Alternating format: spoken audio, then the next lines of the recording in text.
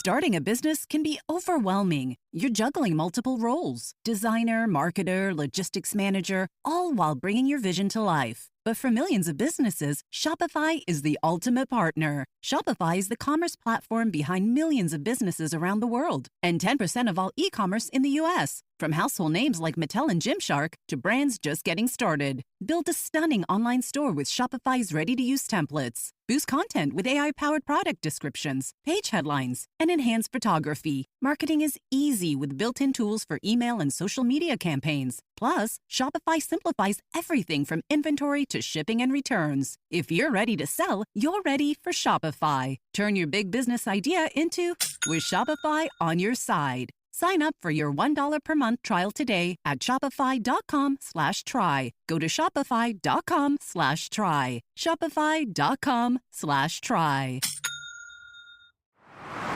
Frequency Podcast Network. Stories that matter, podcasts that resonate. Hello and welcome back to the Big Story feed. My name is Maria Castaigne. I'm the lead producer for the Big Story podcast, and we're doing something really special this holiday break. It's called Friends of Frequency, where we introduce to you all of the amazing shows and hosts on our podcast network. For today's episode, it's from a show very near and dear to my heart. Clock In with Emily Durham. Emily Durham is a former recruiter turned into a career coach, and she talks all things how to climb the corporate ladder, how to get paid, how to get promoted, how to navigate office politics, how to create sustainable habits at work, how to actually thrive in your 9 to 5 and beyond. And a special fun fact, I'm actually the producer on that show as well. Emily and I gab about all things work. Every single Wednesday, we drop new episodes, and it's a really fun show. If you're in a bit of a pickle with your professional life, you can write into Emily, and she will answer your questions on the show. And that's what today's episode is. She is digging into all of the juicy listener questions and answering them on her podcast. We hope you enjoyed today's episode. Of course, if you like it, be sure to check out Clock In with Emily Durham on the Seeker app or wherever you get your podcasts. Enjoy.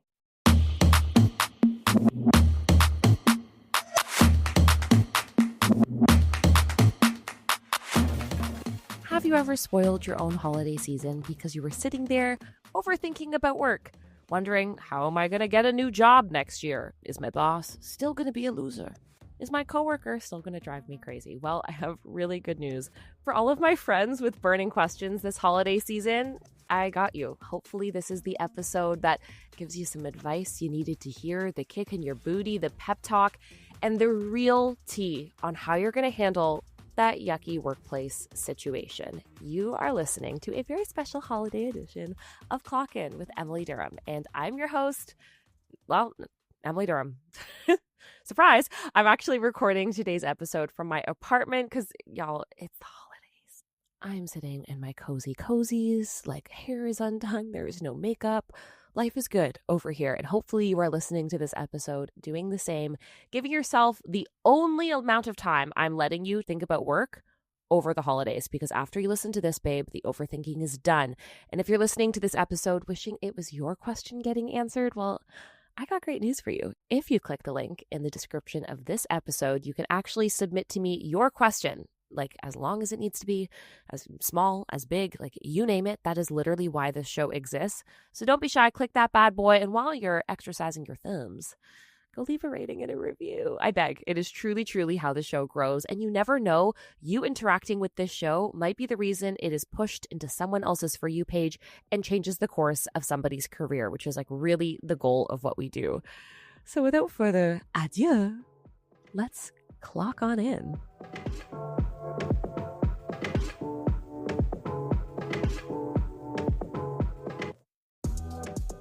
I am so grateful for the questions you all sent me because holy guacamole, not only are there hundreds, but the questions you've sent are so good. They are so thoughtful, so intentional.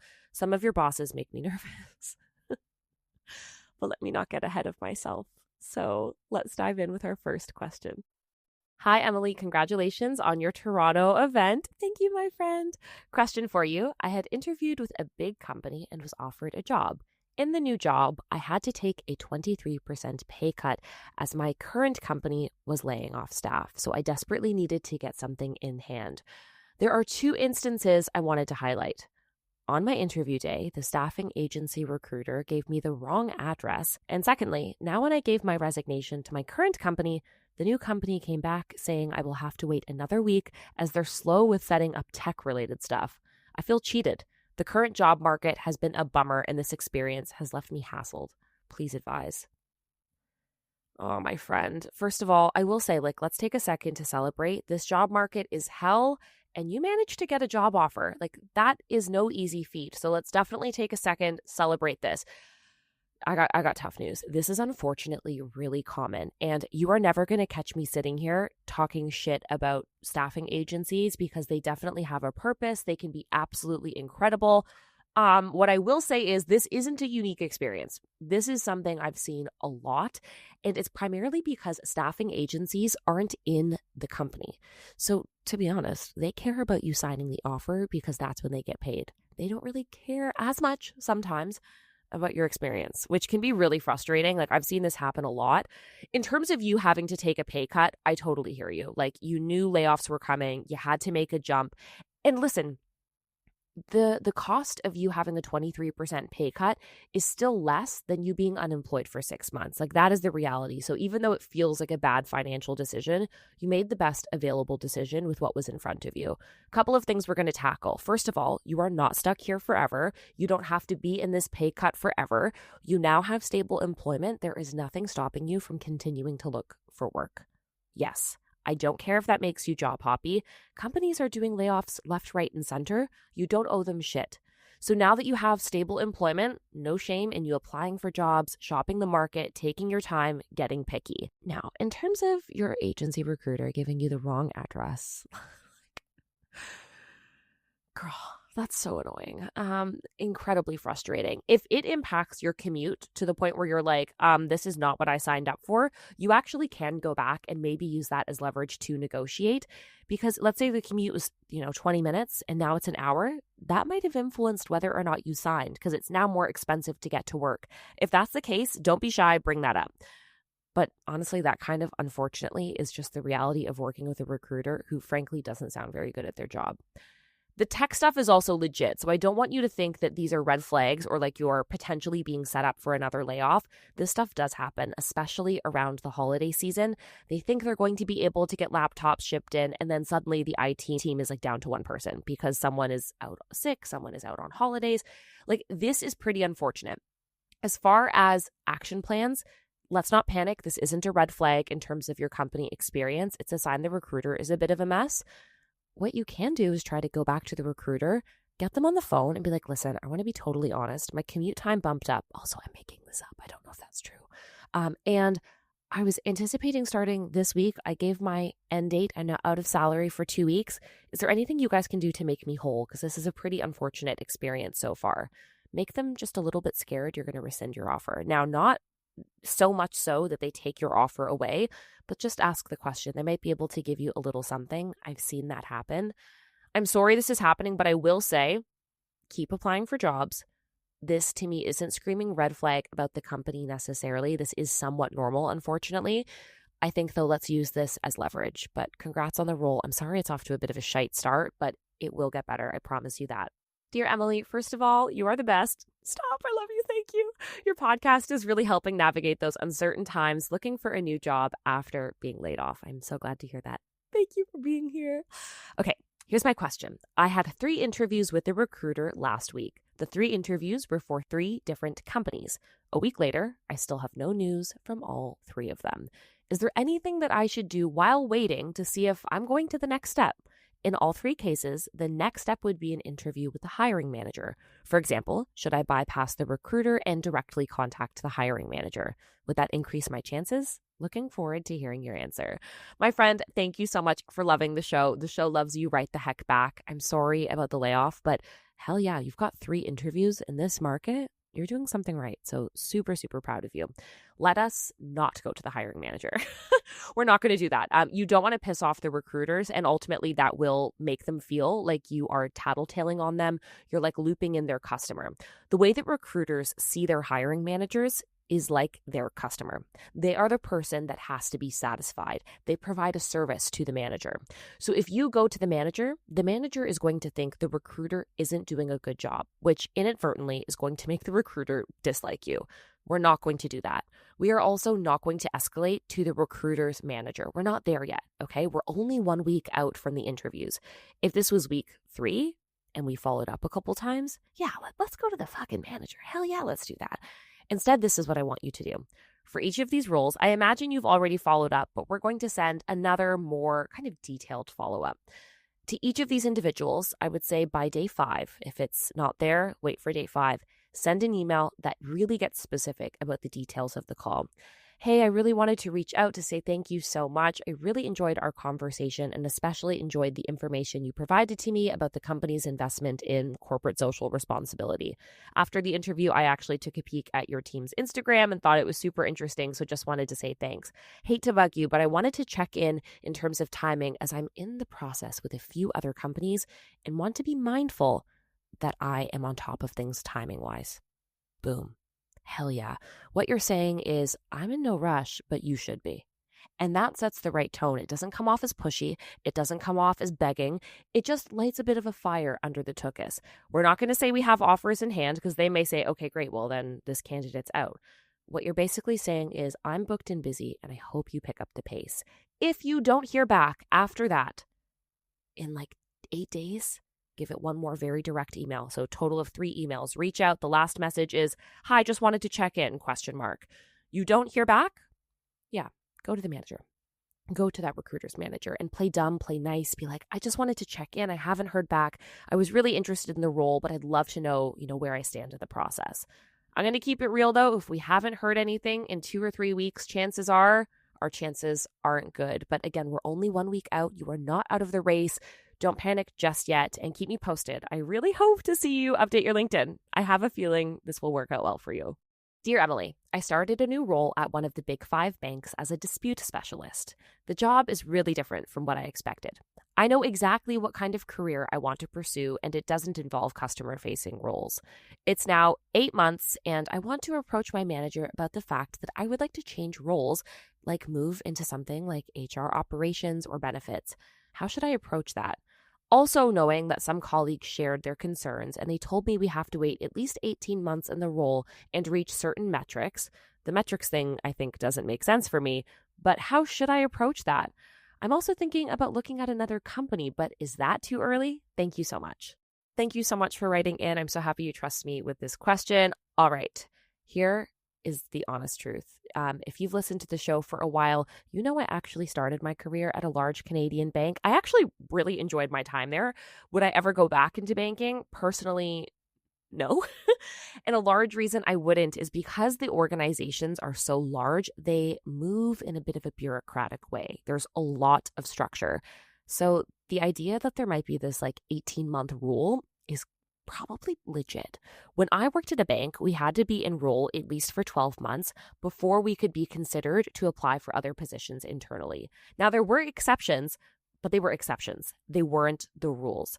So if you are not liking the work that you're doing, the job just isn't really aligned to what you're thinking about, you're in month 8, I actually think your timing is good. You might not move roles for another few months, but I think now is a good time to start the conversation. Have a conversation with your boss, either book a one-on-one meeting or bake it into your pre-existing meetings. Start the conversation off by asking for feedback. When you ask your boss this question, they're inadvertently going to feel like they are superior, to be honest, like they're in the position to give advice. You look up to them.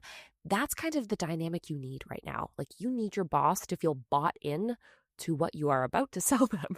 So start with asking for feedback. How do they feel you're doing? Is your data good? Bring up the metrics. Am I hitting some of those key metrics points?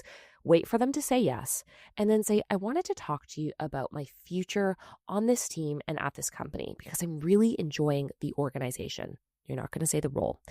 Then you're going to say, here's the stuff I like about this job. I've really liked, the data and this and that. And I think the more I've been in this role, the more I've realized I'm the most passionate about work that focuses on operations and strategy. I think of some of the areas like HR operations and benefits. And I just wanted to know what your perspective is on internal mobility at some point in the future. oh, it's the perfect thing to say. Even though you know you want to move roles quickly, your boss, if they hear that, is going to think, oh my God, I'm not going to help you. You've only been here 8 months. You're going to leave. I'm going to have to backfill you. They're going to be like back up against the wall. No, we're not doing that. We make them think this is somewhere deep into the future, somewhere months down the line. See what your boss says. They might say, okay, do you want to learn about things?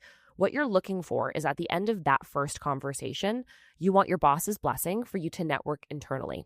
Once you start networking internally, I want you keeping your boss in the loop, but meet with people who do the jobs that you want, have career chats with them, and at the end of the chats, make sure you say something like, I'm really interested in this team. Is there an opportunity for me to job shadow? Is there an opportunity for me to meet with you regularly? If there is a role available, would you be comfortable if I reached out to chat with you about it? That's how you move internally. I actually made 4 internal moves. Actually, it might have been 5. I think 4, 3 or between 3 and 5. It's a long time ago now. Internal moves when I was at the bank, specifically by doing this. But you can't do it if your boss isn't on board. If your boss says no, there's an 18-month rule, no problem. You're going to start applying for jobs externally. We don't give a shit if it is, too soon, quote unquote. You don't want to stay in this industry, so who cares? And then just use this time to network internally. Tell your boss, no problem, totally get it. Would you be comfortable, though, if I did start networking with your blessing, just to understand the role for when it makes sense in the future? Boom. That's exactly how we tackle her. Dear Emily, how should I let my organization and boss know it's time for them to convert me to full-time, as I'm currently a contractor? They promised me they would convert me from contract to full-time, but they haven't given me any updates on it. By the way, my contract ends December 31st. Nothing like leaving things to the last minute. Let me tell you something. When I first started my career, my first several jobs were contract positions. The stress and anxiety of, oh my God, my contract ends in a week. They haven't extended it. They said they're going to convert me. There is an intense waiting game. And do you want to know what I've learned? A lot of companies forget that you are not a full-time permanent employee. The sense of urgency when a company is hiring externally is pretty evident. They can feel the gap because no one is doing the job. But right now, you're showing up to work. They talk to you over email, on Slack. You are doing the job. The ship is being run by you. They forget there is an end date to this because they are so in the weeds. And it's almost like this idea of object permanence. They assume you are always going to be around because you always have been around. Should you have to chase people to convert you? Of course not, but that is what we have to do. Immediately, you need to book a meeting with your boss. Mark it as urgent. I want you to have a conversation with them and say, I know we spoke about converting me to full-time. I want to put on your radar that my contract ends December 31st. Is it realistic that I will be getting documentation to convert me to full-time at least 5 days before that? Your boss is going to have one of 2 reactions. They're going to say, oh my God, December 31st. Holy shit, I need to do this. I need to do that. Boom. In a day or 2, you're going to have that offer. Or they're going to dick you around. That might be because they need to wait to see about budget. Maybe they may not have headcount. Maybe the person who has to approve it is out of the office. If they end up dicking you around, unfortunately, your hands are tied other than you following up every 3 business days. And I know you're going to think that's annoying. It's not. You need to be aggressive because this is disrespectful to your time. If they told you they're going to convert you, maybe you didn't look for other work because you knew you had a contract renewal or a full-time conversion coming. You need to be very, very diligent, follow up, chase them, light the fire under their ass because sometimes they don't action these things literally because they forget. But let me know how this goes. I hate how close they're leaving it. Why do companies always do this? This was my experience too. One time I was meeting with one of my friends. This is a bit of a sidebar. Was meeting with one of my friends, and he's a contractor a couple weeks ago. He does a bunch of contract tech work, and he was saying his contract ended Friday. His boss goes, see you Monday? And he goes, I don't know. Will I see you Monday? His boss totally forgot that that's when his contract ended.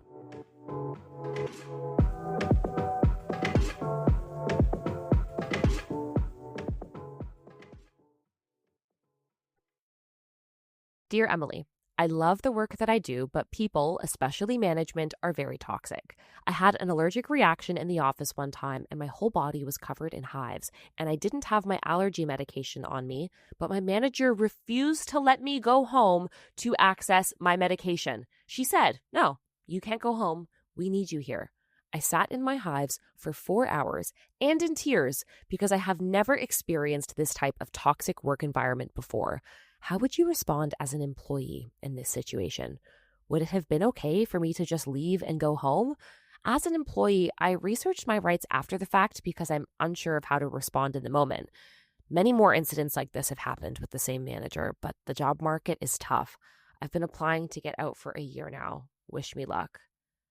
Holy shit, dude. First of all, I hope you're okay. As a certified allergy girl, I totally understand the discomfort, and people sometimes think hives are not that serious, but you feel actually sick when you're having a flare-up. I'm so sorry. Toxic is a fucking understatement. This is totally unacceptable. Purely on a human level, how are you looking at another human in pain and saying no? As if what, you having an allergic reaction is not the same as you being physically sick? Did she need you throwing up on the floor in order to be sick enough to go home? We need you here. Yeah, well, I need to breathe. I need to not be in a state of actual physical harm. I'm so fired up for you. Totally inappropriate. Beyond inappropriate. I also hear you that you can't just up and quit your job because this market is fucking bananas. And this is what is pissing me off about employers right now. They know it's hard to quit, so they don't give a shit. They're acting so out of pocket, so inappropriate. Let me answer your questions one by one. How would I respond? I would start off with a punch right to the face. I'm kidding. What would I have done? I think in the moment, if I'm being honest with you, I would have done the same thing as you. Because there's a wave of panic. And as easy as it is to say, oh, I would have just stood my ground, you're still a person reacting to stress. It's still your boss. So you didn't do anything wrong by staying. The ideal thing we could have done maybe is a little bit different, but I'll get to that in a second. Would it have been okay for you to up and leave and go home? From my perspective, fuck yeah. However, the real repercussion with a person like your boss is they're going to use that as grounds to fire you. They're going to say you abandoned your job. You left when I said you couldn't. That's fucked up. As much as you probably do have the right to leave, your boss would have found a way to spin that against you. So with all of this, with your rights, what do? We have a couple of options. The first is, God forbid this ever happens again, I would actually recommend not asking your boss, but telling your boss. I'm having an allergic reaction. I'm concerned about this escalating. This has happened before and I have fallen very ill. I need to go get access to my medication. And don't ask it like a question. If they say no, say, I'm concerned for my health. Are you telling me that I need to stay on the job when I'm genuinely concerned that something bad can happen to me? Be a bit dramatic. They don't need to know how serious your allergy is. And maybe it is serious. I'm assuming it's not because you survived the day, but you know what I mean. Don't ask, tell. If you continue to be denied basic access to your right to a safe work environment, number one, no questions asked, go directly to HR. You can try to talk to your boss and be very firm and say I'm concerned about this. This is access to my health. Your boss is a psychopath. Your boss, I'm so sorry, is not going to respond normally. Go to HR at your company and say, here's the situation. I'm really concerned about how my physical safety is protected at work, and that I'm going to be retaliated against for being sick. I am legally entitled to sick days. Hello, if you have sick days marked on your contract, say, I'm legally entitled to 10 sick days a year and I was denied a sick day. Even when I showed up in good faith, showing up to work. Talk to HR. This is something that to me is spanning into the legal space. Full disclosure, as you know, I am not a lawyer. I cannot provide legal advice. I actually don't even know if there's a whole lot an external employment lawyer would do unless this forces you to have to quit your job. But I think you immediately need to go to human resources. This is a health and safety concern in a very meaningful way. If HR does nothing or your company does not have HR, I think you need to have a sit-down conversation with your boss about this. But the truth is your boss is an absolute freakazoid and they're going to use that to treat you poorly at work. So your options are consult with an employment lawyer, see what's on the table. It's expensive and sometimes goes nowhere. Go to HR, which is my big thing right now. Let's get this on their radar to protect you. Or thing number 3, we unfortunately have to wait it out, which is not the option I want you to take. I want you to take the escalate internally route. I'm disgusted that this happened to you. Please give me an update. If you're comfortable, please, please, please, even if you don't want me to read it on the show, let me know how this goes for you. I'm so sorry this happened. I'm sending nothing but bad energy to your boss, just so you know. Like, I'm omitting horrific energy their way. Dear Emily, at my job, there are no bonuses, no promotions, no raise. Basically told me that I exceed expectations in my performance review, and it meant nothing. I keep getting more responsibilities and more direct reports, masked as opportunities with no extra pay. I've lost all care. I got an offer from another company, but why do I still feel guilt for leaving this company? LOL. Dude, I hear you. First of all, more work without more pay is not an opportunity. It is unpaid labor. And I'm tired of companies taking advantage of people, regardless of how senior or how junior you are in your career. Long-term stretching to do more work with less pay is not the compliment companies think it is. I just need to validate how you're feeling for a second. Many of us, almost all of us, still feel immense guilt for leaving companies because in our heads, we're attached to the idea that we are leaving the people, not the company. So let's just detach the two of those. You probably feel guilty because your boss maybe was, I don't know, a decent-ish person. You liked a couple of your coworkers. They gave you some good access to opportunity. So you feel guilt for leaving them with a position to fill, a lot of work that needs to be done as you leave. The guilt is for the people. The guilt cannot and should not be for the company because the company, the organization, the board of directors, they would lay you off tomorrow if they needed budget. They don't give a shit about you as a person. The people who care about you are just that. They are the people. The best way to eliminate guilt with this stuff is to remind yourself that you're leaving the company, not the people. The people are connections that you get to keep. We also feel guilty because we feel as though our companies have given us an opportunity. Like you gave me a shot. You did me the service of hiring me. But you need to remember that you are paid for a service that you provide for the company. Think of all of the nights you worked overtime. Think of all of the stressful afternoons you had where you thought, maybe I'm going to have to cancel dinner with my friends. Think of all of the above and beyond that you have done. And that's a totally normal feeling, right? That's something a lot of us experience. That is something you don't need to be embarrassed about. I literally love when you guys write in your questions for me, but fun fact, you can also leave me a voice recording too. It's giving FaceTime. Something about a voice note to the friends. I just love it. So you can also send me your voice noted questions. There is a link in the exact same page where you actually can type in your questions to me. There's an alternate option to click send a voice note, which I just think is so fun. It's very much hanging out with the friends energy. And I love featuring all of your voices in the actual episodes. It's just so fun. So thank you so much to this listener for sending in her voice note question. Hi, Emily. I'm interested in going to graduate school, but I don't want to fall into the trap of going to grad school because I can't find a job or am uncertain about my career. How do you know when it's time to pursue higher education? Thank you so much for sending that in. I always think of the trope that's really popular online where people were like, especially a few years ago, oh, I don't know what I want to do for work. I'm just going to go get my master's. So you want to avoid being that person. And it sounds like you listened to the show. So first of all, thank you. So I have mixed feelings about more education right now. I think we are on the cusp of the job market changing a lot. And with the rise of AI, I don't necessarily see master's degrees being mandatory to have successful careers like they maybe would have 5 years ago. I think a lot of the niche information that you definitely learn in school is still going to be very important, but because we have more access to unique ways of learning through online certificates, and again, going back to AI, I think alternative methods of education will be more normalized, which in effect might in some industries make more graduate level education unnecessary. The other unfortunate truth is that graduate education maybe 5 years ago would guarantee strong work. Like if you got your MBA, oh my God, you were guaranteed to get a good consulting job. We know that's not really the case anymore. So the return on the investment, sometimes that's $100,000, isn't quite there. My rule of thumb, is this truly going to catapult your career? Number one. And number two, are you going to make money back? Are you going to be able to pay off this degree in 5 years easily? If the answer is no, maybe it's not necessary. A good way to pressure test this, network with people who are in your dream jobs. A really good way to test this is go look up people online who have your dream job and see what their academic paths were. Now, a caveat to this is if you're looking at elder millennials, they're more likely to have a master's degree sometimes because master's degrees, like I said, were the cost of entry. Look at folks who are more recently hired into these positions. Take a look at their profiles and see if they had graduate degrees.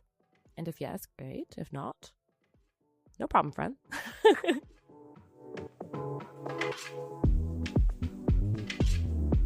All right, so that's it. You are not allowed to think about work for the next 7 days, okay? You are spending time with your friends and family. You are unwinding. You are binge watching your TV shows. Per usual, I will be catching up on the Real Housewives of Salt Lake City because, it's so good. I'm going to be reading a book. I've been reading, I think it's The 7 Deaths of Evelyn Hardcastle. So far, so good. I'm enjoying it. And I'm going to rot and hang out with my friends, hang out with my family, enjoy the cold. That's not possible for me. I'm such a warm weather girl, but I'm going to enjoy being around my family, and I'm not going to think about work. You're not going to think about work. And if you do have something that is sitting with you and you're like, I can't get over this, type it up. It always feels better when you write things down. Send it to me. We will tackle it in the next episode. Okay. We are going to be okay. I love and adore you. Thank you to everyone who wrote in. Thank you for listening. Happy holidays, my friends. I can't wait to talk to you next week.